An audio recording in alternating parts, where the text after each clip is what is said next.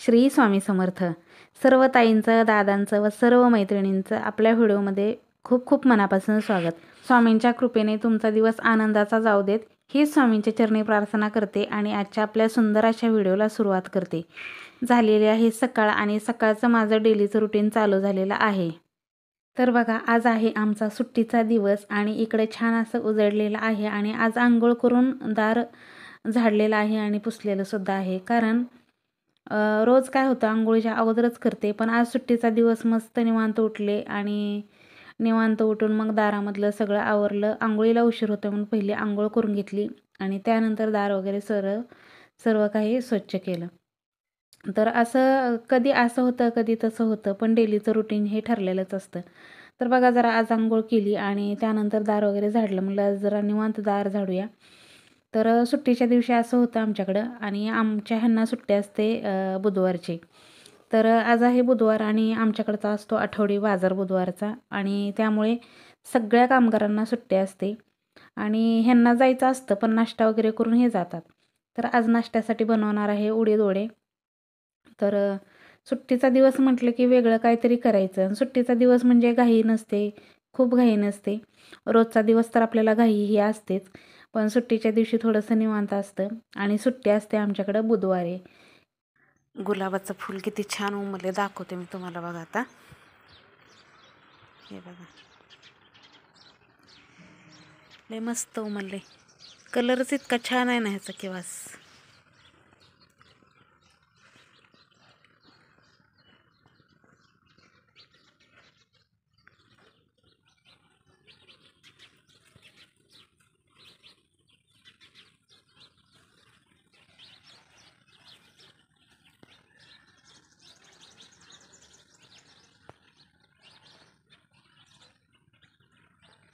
शुभ सकाळ सर्वांना. सर्वप्रथम तुम्हा सर्वांना श्री स्वामी समर्थ. स्वामींच्या कृपा आशीर्वादाने तुमचा दिवस आनंदाचा जावो हीच स्वामींच्या चरणी प्रार्थना करते आणि आजच्या आपल्या सुंदर अशा व्हिडिओला सुरुवात करते. तर आत्ता वाजलेले आहेत सकाळचे 7:30 आणि माझ्या कामाला सुरुवात झालेली आहे. बाहेरचं अंगण धुवून झालेलं आहे, फरशा घरातल्यापासून झालेल्या आहेत. आता करायची आहे देवपूजा. सर्वप्रथम आंघोळ झाल्यानंतर बाकीच्या घरातल्या सगळ्या गोष्टी आणि आता आज करायचं आहेत उडीद वड्याचं काल पीठ भिजवलं होतं, तर ते उडीद वडे करायचे. तर आता पीठ वाटून घेते आणि चला तर मग पूजा करायची आहे. बरंच सगळं काही करायचं आहे. तर चला, व्हिडिओ कंटिन्यू वॉच करा आणि खरंच मनापासून व्हिडिओ आवडला तर व्हिडिओला लाईक करा, कमेंट करा आणि जर चॅनलवर जर कोणी नवीन असेल तर स्वामी भक्त परिवार या चॅनलला बेल आयकॉनचं बटन दाबून चॅनलला सबस्क्राईब करा.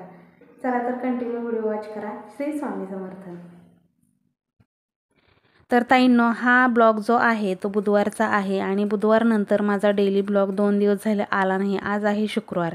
तर बुधवारचा जो ब्लॉग शूट केलेला होता तोच आहे हा. तर काय झालं होतं, मी तुम्हाला परवाच्या अगोदरच्या व्हिडिओमध्ये सांगितलं होतं की इमर्जन्सी आलेली आहे आणि सध्या हे हॉस्पिटलला जातात. माझ्या आत्याचा मधला मुलगा जो आहे त्यांचा ॲक्सिडेंट झाला होता आणि ते सध्या आता एक्सपायर झालेले आहेत. त्याच्यामुळं 2-3 दिवस झाला ब्लॉग काय आपला आला नाही आणि शूटही केलं नाही. आम्ही सगळे त्याच्यातच होतो आणि 3 दिवस तिकडंच होतो, त्याच्यामुळे व्हिडिओ आपला आलेला नाही. तर बघा, ही बुधवारची केलेली सकाळी सकाळी लवकरची देवपूजा होती. तर सुंदर अशी माझी पूजा झालेली आहे आणि छान असं घरामध्ये देवपूजा केली की बघा प्रसन्न वाटतं, खूप प्रसन्न वाटतं. आणि स्वामींची आरती करून घेते आणि आरतीचं महत्त्वही सांगते मी. रोज घरामध्ये आरती का करावी? आपल्या घरामध्ये खरंच रोज देवांची नित्य देवपूजा झाल्यानंतर किंवा तिन्ही सांजेला आपण ज्यावेळेस दिवा लावतो त्यावेळेस मात्र देवाची आरती करायला पाहिजे. आपण केलेल्या पूजेचे फळ आपल्याला आरती केल्यानंतरच मिळते. त्याच्यामुळे छोटी मोठी कुठलीही आरती असो, साधी गणपतीची आरती आपण गणपतीच्या आरतीचं प्रत्येकाला पाठ असते. कुठली आरती जमत नसेल तर गणपतीची आरती का होईना पण आरती रोज नित्यनेमाने करावी. तर बघा, इकडे माझी सुंदर देवपूजा झालेली आहे आणि देवपूजेच्या नंतर मी आरती ही माझी रोजची असते. स्वामींची आरती म्हणजे मी वारानुसार आरती करते. मी नेहमी म्हणतच असते गणपतीची आरती, कधी स्वामींची आरती, दत्त महाराजांची आरती. जेवढ्या आरत्या माझ्या पाठ आहेत तेवढ्या मी वारानुसार आरती म्हणते. मंगळवारी देवीची आरती असते. पहिली आरती कधी पण गणपती बाप्पाची असते, त्याच्यामुळे गणपती बाप्पाची आरती झाली की त्यानंतर मी स्वामींची आरती किंवा वाराची जी आरती असेल ती आरती करत असते.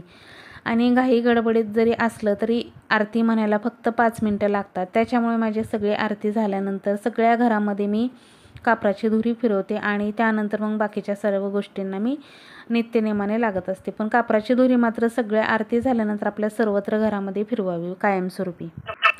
सुट्टीचा दिवस होता त्याच्यामुळे आदल्या दिवशीच मी उडदाची डाळ भिजत घातली होती उडीद वडे करण्यासाठी. तर छान असे हाताने उडीद वडे केले आणि इकडं खोबरं जे आहे ते सुद्धा त्याची खोबऱ्याची चटणी करण्यासाठी नारळ फोडला होता.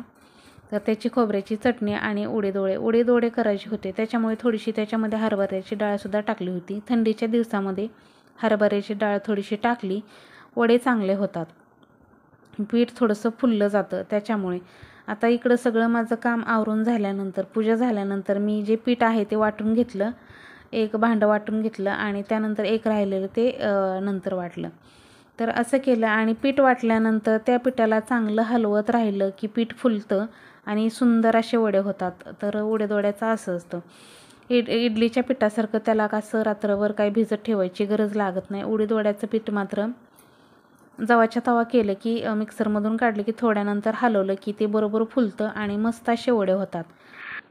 इकडे पूजा होईपर्यंत कुकर चढवलेला होता. कुकरमध्ये लावलेली होती सांबर करण्यासाठी डाळ.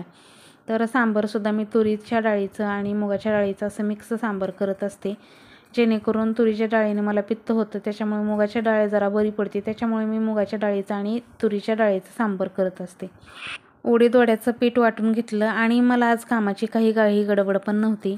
त्याच्यामुळे सगळं शेड्यूल जे आहे ते निवांतच चाललं होतं. नाश्ता करून घ्यायचा आणि दुपारी त्यानंतर निवांत स्वयंपाक करायचा असं चाललं होतं. कारण सुट्टीचा दिवस असला की आमच्याकडे निवांत असतं, बऱ्यापैकी निवांत असतं. नाश्ता वगैरे करून गेले की हे जातात त्यांच्या लोकांच्या पगारी वगैरे करतात. त्यानंतर दुपारी 1-1:30ला जेवायला येतात. असं चाललं होतं. पण त्यानंतर आम्ही उडीद वड्याचं ही केलं, नाश्ता वगैरे झाला, पूजा झाली माझी आणि त्यानंतर असं समजलं असं झालेलं आहे. त्याच्यामुळे परत आम्ही दिवसभर तिकडंच गेलो. दुसऱ्या दिवशी आलो. दुसऱ्या दिवशी म्हणजे कालही तिकडंच होतं दिवस.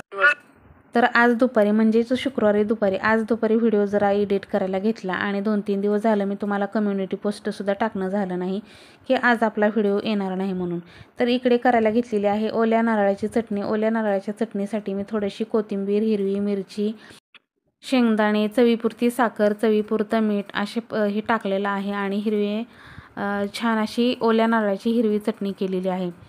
तर पुदिना असेल तर पुदिनासुद्धा टाकते, त्याच्यामुळे चटणी खूप छान लागते. अगदी ज्याला पुदिना आवडतो त्यांना ती पुदिन्याची चटणी पण आवडते. तर बघा इकडे माझी एक बॅच करून झालेली आहे आणि मी कसे करते वडे दाखवते तुम्हाला. पाण्यामध्ये हात बुडवून घेते आणि हातावरतीच वड्याला वेज पाडते आणि ते तेलामध्ये सोडते. तर काय जणांची पद्धत वेगळी असते. काय जण पळीवरती घेतात आणि त्याला पळीला पाणी लावून, म्हणजे आपल्या भाजीचा मोठा चमचा असतो त्या चमच्याने सुद्धा खूप छान वडे होतात. पण मला हातानं जमतं त्याच्यामुळे मी नेहमी हातानेच गोल असं मध्ये हे करते आणि तसेच वडे करते. कधी असं करते, कधी तसंही करते. तर असे पण वडे खूप चांगले होतात मध्ये. आणि उडीद वडे खूप आटासानं भांडी भरवण्यापेक्षा हातामध्ये छान होतात. आणि आजचं थोडंसं माझं बॅटर जे आहे थोडंसं पातळ झालं होतं, नाहीतर पातळ नसलं घट्ट थोडंसं असलं की खूप छान उडीद वडे हाताने सुद्धा होतात. तर ताईंनो, उद्यापासून आपले डेली ब्लॉग जे आहेत ते नित्यनेमाने ज्या टायमिंगला रात्रीच्या 9 वाजता म्हटलं की 9 वाजता येणार आहेत उद्यापासून. एवढे 10 दिवस पूजेचे व्हिडिओ काही नसणार आहेत. पूजा वगैरे आम्हाला करता येत नाही कारण आमचे ते दाजी पण होते, म्हणजे माझ्या आत्याचे मुलगा पण होता आणि प्लस आमची भाऊकी पण होती इकडून. त्याच्यामुळे पूजेचे व्हिडिओ वगैरे येणार नाहीत. पण माझी डेली रुटीन जी आहे ती मी तुमच्याशी शेअर करेन. चला तर मैत्रिणींनो, तुम्हाला आजचा ब्लॉग कसा वाटला हे नक्की कमेंटमध्ये सांगा. आणि खरंच व्हिडिओ आवडला असेल तर व्हिडिओला लाईक करा, इतरांसोबत शेअर करा आणि असेच आपले नवनवीन व्हिडिओ पाहण्यासाठी बेल आयकॉनचं बटन दाबून चॅनलला सबस्क्राईब करा. चला तर भेटूया आपण पुढच्या छानशा नवीन व्हिडिओसोबत. तोपर्यंत सर्वांना श्री स्वामी समर्थ. जय जय स्वामी समर्थ. अवधूत चिंतन श्री गुरुदेव दत्त. श्री स्वामी समर्थ.